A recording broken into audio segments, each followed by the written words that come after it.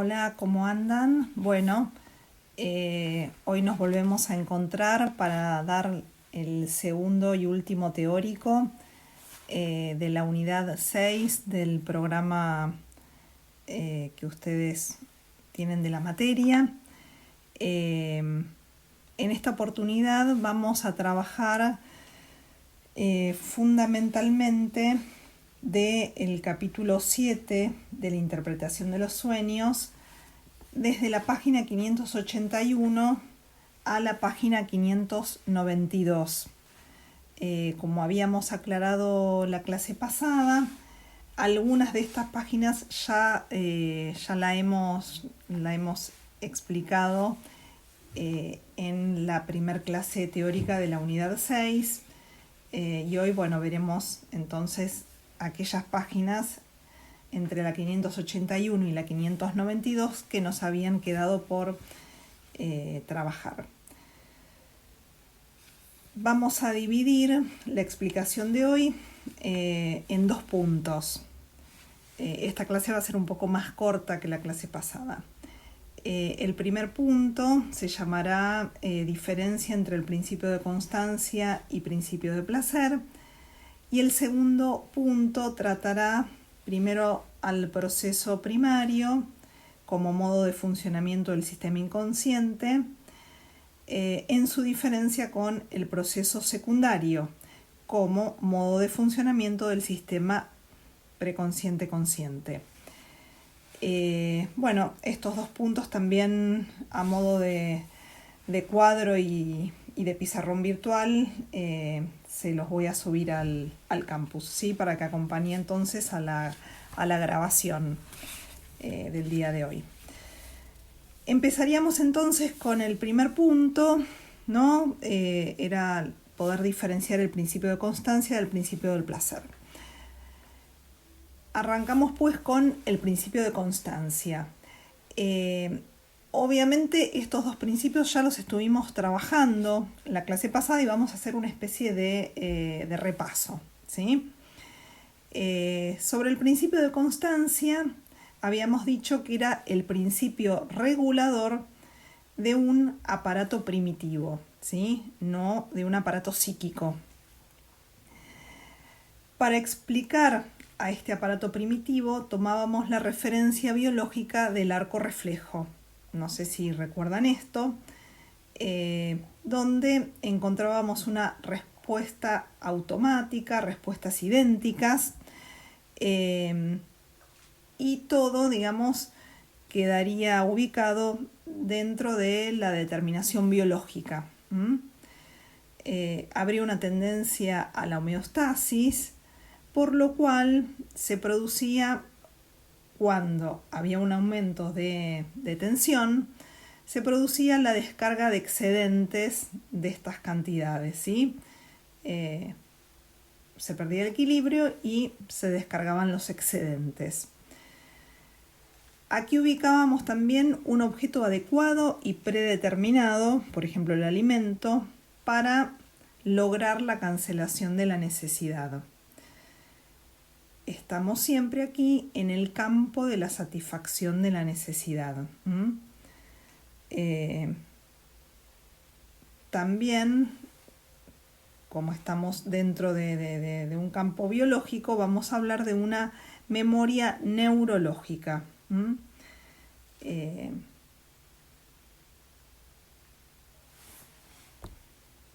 Bueno, veremos ahora entonces el principio del placer, que es el principio regulador, esto ya lo habíamos planteado, del aparato psíquico. ¿Qué es lo que busca el principio del placer? Busca el retorno de un signo por la vía de la alucinación. El principio del placer no buscará satisfacer una necesidad, sino la realización alucinatoria de un deseo. Su finalidad es la realización de este deseo, de un deseo que se realizará de manera autónoma. Esto es importante. Se realiza de manera autónoma porque no tiene relación con el exterior. La huella se busca dentro del aparato psíquico, ¿sí? No en el exterior, y se la carga, se la alucina. Y también por todo esto nosotros relacionamos al principio del placer con una memoria psíquica, no con una memoria neurológica. Es un aparato, decíamos, que se alimentaba de huellas némicas. El placer de desear busca repetir un signo, o sea que vuelva este signo, que retorne, ¿no? Y se vincula con la realización del deseo y un modo de trabajo primario del aparato que explicaremos en breve. Cuando hablamos de principio de placer, no suponemos una referencia biológica, como en el principio de constancia. Por otro lado, el principio del placer supone un placer en la repetición.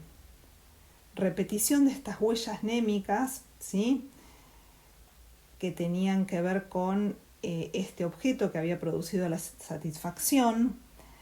El aparato busca volver a ser presente,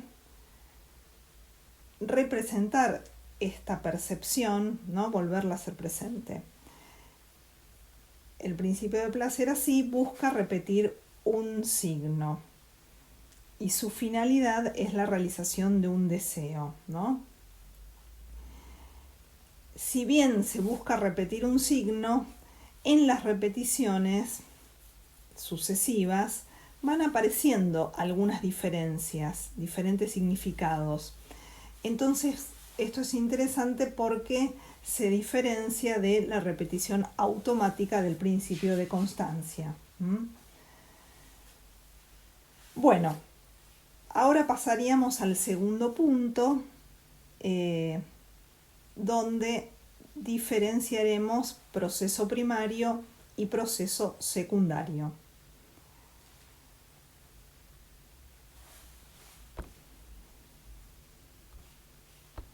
Bueno, empecemos con el proceso primario. El proceso primario es el modo de funcionamiento propio del primer sistema, dice Freud, o sea, del sistema inconsciente. Trabaja en función del principio del placer y ustedes encontrarán que en la guía de esta unidad dice que el deseo inconsciente articula el principio del placer y el proceso primario. Es importante situar aquí el tema de la energía móvil, que ustedes ya la han trabajado como condensación y desplazamiento en distintas formaciones del inconsciente, como en el chiste, en el fallido, ¿sí? Digamos entonces que todas las formaciones del inconsciente responden a esta lógica, no solamente el sueño, ¿sí? Por eso decíamos que la condensación y el desplazamiento, por ejemplo, los encontramos en el chiste, ¿sí? Retomando esta cuestión de la energía móvil, ¿no? El proceso primario supone la movilidad de cargas, supone tanto la condensación como el desplazamiento. Por condensación, Freud entiende la compresión por la libre transferibilidad de las intensidades. Algo comprimido podría ser, ¿no? Como una metáfora, que ustedes seguramente han visto o han trabajado algo de esto en el CBC. Por ejemplo, un itinerario de pensamiento se reúne en un único elemento, ¿no? Por ejemplo, algún punto nodal que ustedes han visto desde los primeros teóricos, o simplemente una palabra remarcada en negrita, ¿no? Que resume varias ideas, ¿no? Una palabra principal que resume varias ideas. Figuras mixtas o formaciones mixtas, ¿no? Y esto, digamos, es fácil de encontrar en los sueños, donde quizás aparece la imagen de un espacio donde se concentran dos espacios diferentes. Por ejemplo, la casa de mi abuela y el patio de un colegio, ¿no? El desplazamiento supone, o podemos, digamos, ejemplificarlo, con la movilidad del acento que encontramos en el sueño, ¿no? Sabemos que muchas veces el deseo reprimido se encuentra detrás de aquello que está borroso o que no es muy inteligible en el sueño, y los elementos más nítidos en realidad son los secundarios, ¿no? Por eso Freud sostiene que el sueño está diversamente centrado, ¿no? Lo más importante sería lo más borroso, ¿sí? Por esta transferibilidad de las intensidades. Algo del desplazamiento, obviamente también lo han trabajado en el chiste o en el recordar fallido, a través de las asociaciones extrínsecas o por homofonía. Es importante aclarar, porque estamos, separando condensación y desplazamiento, pero en sí, digamos, si hay una condensación es que antes hubo un desplazamiento. Lo que quiero remarcar es que estos dos movimientos, están íntimamente relacionados, ¿sí? El desplazamiento con la condensación y la condensación con el desplazamiento. Por otro lado, también cuando nosotros hablamos de proceso primario, estamos puntuando una ausencia de contradicción, ¿no? Un mismo elemento, esto también es fácilmente ubicable en los sueños, un solo elemento puede reunir otros dos que son contradictorios o son opuestos entre sí, pero aún así aparecen en un mismo elemento. Pensamientos contradictorios no se cancelan mutuamente, dice Freud. Intentaremos ahora ejemplificar algo del proceso primario tomando diferentes vías. Por ejemplo, la asociación libre que le propone el analista a un paciente intenta favorecer la aparición del proceso primario. El analista le transmite al paciente la regla fundamental de la técnica psicoanalítica y le dice, ¿no? Esto es lo que plantea así textual, lo plantea textual Freud en un texto llamado Sobre la iniciación del tratamiento. Entonces Freud propone al paciente: diga todo cuanto se le pase por la mente, comportándose como lo haría, por ejemplo, un viajero sentado en el tren del lado de la ventanilla que describiera para su vecino del pasillo cómo cambia el paisaje ante su vista. Por último, no olvide nunca que ha prometido absoluta sinceridad y nunca omita algo so pretexto de que por alguna razón le resulta desagradable comunicarlo. La idea es que el paciente, vaya desplegando la cadena asociativa y que pueda ir vinculando algunos elementos que quizás le parezca al paciente que no tienen relación alguna, pero de igual modo tendría que comunicarlo. Cuando uno habla, ¿no? En la vida diurna, uno intenta por lo pronto mantener un cierto hilo del relato y rechazar todas las ideas y ocurrencias secundarias que pudieran implicar cierto desvío al tema principal, ¿no? Uno,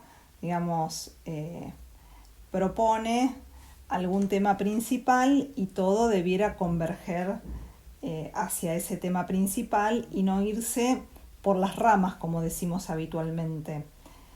Pero el relato que el paciente deberá producir en un análisis tendría que diferenciarse de una conversación ordinaria, ¿sí? Entonces, de algún modo, intentamos promover el proceso primario, algo sin sentido para la conciencia. Si bien conocemos personas que van saltando de un tema al otro, desviándose por subtemas secundarios, ¿no? Diríamos que bueno, hay algo más parecido al proceso primario que aparece, digamos, en este discurso. Bueno, también volviendo al programa y al tema de los sueños, en la bibliografía que nosotros tenemos para la unidad 6, aparece el sueño de las 3 entradas. Este sueño nosotros no lo vamos a trabajar porque se lo explica con mucha minuciosidad en seminarios, ¿sí? Aquí el cumplimiento, para tomar alguna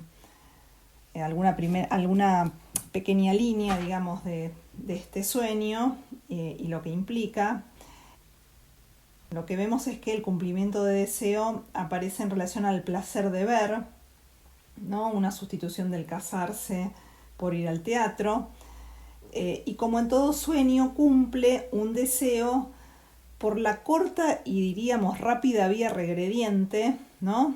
Y nos testimonia, sostiene Freud, un modo de trabajo primitivo del aparato que luego se abandona, no por completo porque se sigue soñando todas las noches. Otra vía para poder explicar de qué se trata este proceso primario es volver a la temática de los chistes que ustedes han trabajado muy bien en prácticos, ¿no? En los chistes hay un juego con las palabras, ¿no? Que provoca la risa. Hay un deslizamiento, ¿sí? Un desplazamiento de sentido, también hay condensaciones, donde afirma Freud que parece no tener en cuenta este proceso primario que se da en los chistes, no tiene en cuenta a la realidad, sino que simplemente estarían sometidos al principio del placer. Por eso, como ejemplo que obviamente no figura en el programa, aquellos que conozcan a los Lelutier podrán, digamos, ubicar algo del deslizamiento del sentido en algunos monólogos que, hay varios que están subidos, ¿no? en YouTube, del genial Daniel Rabinovich, ¿no? Donde, bueno, esto se ve claramente. No es un ejemplo, digamos, que nosotros trabajamos en la cátedra, no son ejemplos que estamos trabajando en la cátedra, sino que tomamos, obviamente, los chistes que aparecen, ¿no? en los escritos de Freud. Bueno, entonces, el proceso primario implica el cumplimiento de deseo por la vía de la alucinación, poniendo en juego una dirección regrediente que llega hasta la huella. Pensando en el sueño, ¿no? Este testimonia un modo de funcionamiento primario del aparato psíquico que realiza el deseo por la corta vía regrediente. Bueno, por último trabajaremos al proceso secundario. El proceso secundario es un modo de funcionamiento que aparece en el segundo sistema denominado por Freud, el preconsciente consciente, y como rasgo más destacado podríamos decir que allí ubicaremos una energía ligada, a diferencia de la energía móvil, condensación y desplazamiento, que habíamos remarcado para el proceso primario. Bueno, dice Freud que aparece una segunda actividad más adecuada al fin, una actividad secundaria que consigue mejor empleo de las fuerzas psíquicas y se relaciona con este segundo sistema que gobierna la motilidad voluntaria. Ahora, el aparato buscará, partiendo de la huella anémica, el establecimiento de la identidad. Identidad quiere decir idéntico, quiere encontrar algo idéntico, pero no ya en el aparato, sino en el mundo exterior. Y aparece el pensamiento como un rodeo para el cumplimiento de deseo, ¿no? El cumplimiento de deseo, el sueño lo cumple por la corta vía regrediente, por la vía de la alucinación. En cambio, cuando hablamos del proceso secundario, se volverá a la huella, se pensará la huella, pero no se la alucinará. Se piensa a esta huella y luego se intenta encontrar algo idéntico, que siempre es fallido, en el exterior. Por eso, digamos, se transforma el mundo con arreglo a fines. Hay un rodeo para el cumplimiento del deseo. De nuevo, se parte de una huella anémica, se detiene la regresión, hay una inhibición en la regresión, y a esa huella no se la alucina, se la piensa y luego se la busca en el exterior. Rodeo porque va más allá del aparato psíquico y coteja este objeto que teníamos en la memoria en el exterior. Por la vía de la motilidad voluntaria, modifico el exterior para que aparezca la percepción de este objeto. Supongamos que, digamos, uno desea irse de vacaciones a la playa. Uno puede ir a la huella anémica de una playa con un oleaje que, digamos, que le permita a uno observarlo, bañarse en él, pero no se alucina. Cuando yo pienso, no estoy viviendo esa situación, tal como sucede en el sueño. Yo pienso y, como dice Freud, aparece un rodeo donde yo modifico algo del exterior, compro un pasaje, hago una reserva y en el exterior busco algo similar a esa huella anémica que tengo en mi aparato psíquico. Realizo un rodeo para ir más allá del aparato psíquico. Cotejo, comparo esa huella del aparato con el exterior y hay una detención o inhibición de la movilidad de cargas, de la movilidad de investiduras, ¿sí? El pensar como una especie de rodeo, ¿no? También hacia la identidad de pensamiento. Bueno, digamos entonces que el proceso primario evita la condensación y el desplazamiento. Por eso decimos que fija un sentido. Como planteaba la profesora en el teórico anterior, la profesora Elena Lubián, en el teórico sobre la unidad 5, en la conciencia hay enlaces conceptuales que, por ejemplo, se pierden en el sueño. La significación que supone el proceso secundario es aquella que sería compartida, ¿no?, por los miembros de una comunidad que hablan una determinada lengua. En el proceso secundario encontramos asociaciones internas y no asociaciones externas. Por lo cual, digamos, hablando nuevamente del deseo, al deseo se lo puede realizar por la corta vía regrediente, por medio de una identidad perceptiva, ¿no?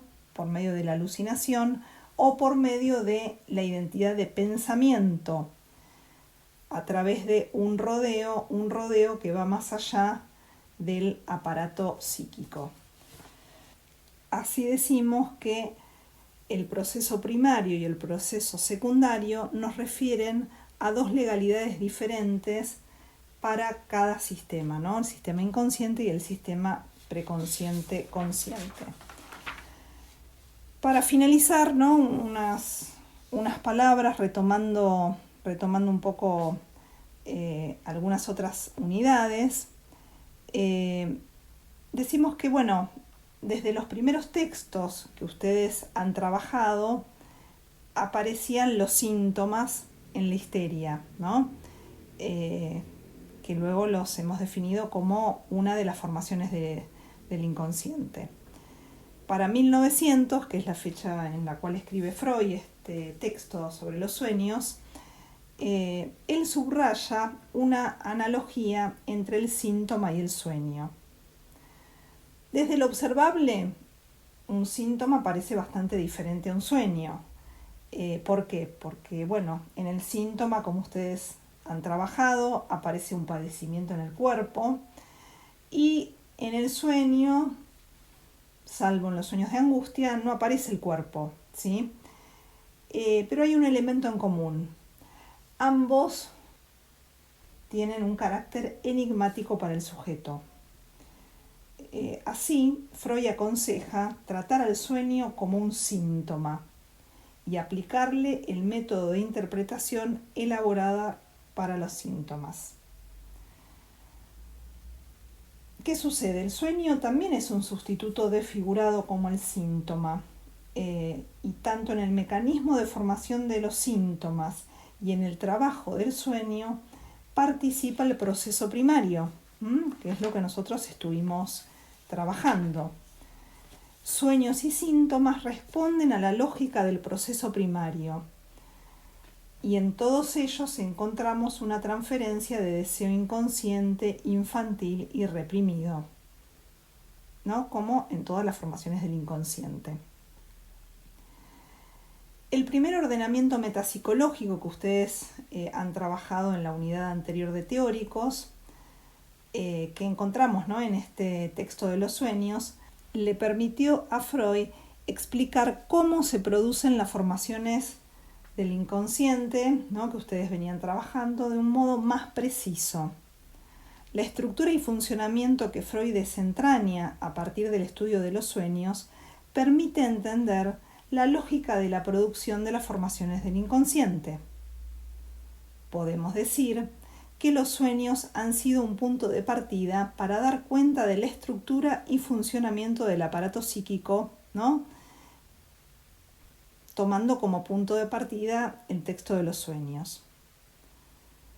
Por algo será que Freud sostiene que los sueños son la vía regia para el acceso al inconsciente, ¿no? Son la vía regia para el acceso al deseo inconsciente, sobre el cual el sujeto no sabe, pues el sueño es una formación de compromiso, como ustedes recuerdan, un sustituto desfigurado o traspuesto de un deseo inconsciente que no se muestra de manera directa. Bueno, y tomo unas palabras de Freud sobre lo dicho que aparecen en una de las conferencias. Sostiene Freud lo siguiente: yo les digo, en efecto, que es muy posible y aún muy probable que el soñante, a pesar de todo, sepa lo que su sueño significa, solo que no sabe que lo sabe y por eso cree que no lo sabe. Bueno, con esto hemos terminado la última clase de teóricos de la unidad 6. Luego, bueno, tenemos el parcial por delante. Espero que, bueno, la clase les haya resultado comprensible y de utilidad para ir desentrañando el andamiaje metapsicológico freudiano. seguramente nos volveremos a encontrar bajo esta modalidad casi de radiofonía en el segundo módulo. Bueno, les dejo un saludo, que estén muy bien y suerte para el primer parcial.